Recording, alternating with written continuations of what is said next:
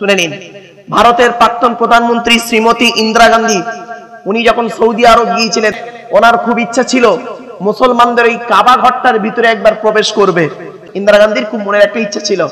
তো যখন আরবের মন্ত্রীদেরকে বলা হলো যে এই রিকোয়েস্টটা করা হলো যে কাবা ঘরের ভিতরে যাওয়ার জন্য, তখন বলা হলো প্লিজ ম্যাডাম একটু ওয়েট, আমরা একটু আলোচনা করি।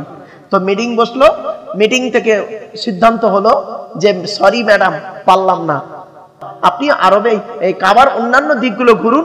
কাবার একটা নির্দিষ্ট দিক আছে, তাকে বলে বাইতুল হারাম। হারাম মানে যেখানে প্রবেশ করা নিষিদ্ধ। মনে রাখবেন, কোরআনে আছে ইয়া আইয়ুহাল্লাযীনা আমানু ইন্নামাল মুশরিকুনা নাজাসুন ফালা ইয়াকরাবুল মাসজিদাল হারাম বাদা আমিহিম হাযা। রেফারেন্স টু দি হোলি কোরআন 10 নম্বর পারা 10 নম্বর পৃষ্ঠা 2 নম্বর লাইন, সূরার নাম সূরা তাওবা। উনি আমাকে বলছেন আচ্ছা ভাই আপনি বলুন তো, আপনি একজন মুসলিম শিক্ষিত লোক, আপনি বলুন দেখি ইন্দিরা গান্ধীকে যদি কাবা শরীফের ভিতরে প্রবেশ করতে দেওয়া হতো, উনি কি কাবা ঘরের ভিতরে পায়খানা ফিরে চলে আসতেন নাকি? উনি তো ইসলামও গ্রহণ করতে পারতেন, নাও পারতেন, ঠিক কিনা? তাহলে এত বড় একটা সুবর্ণ সুযোগ থেকে ইন্দিরা গান্ধীকে ওই কাবা ঘরের ভিতরে ঢুকতে দেওয়া হলো না কেন? তাহলে এটা আপনার মতে কি বলে, ঠিক না বেঠিক? আমার ভেতরে ঢুকতে গেলে পাসপোর্ট লাগবে, ভিসা লাগবে। আরবের পাসপোর্ট ভিসা ওই পাসপোর্ট ভিসা নয়, আমার পার্সোনাল একটা পাসপোর্ট ভিসা আছে আরব কাবা ঘরে। শুনে নিন আজকের। বলছে কি?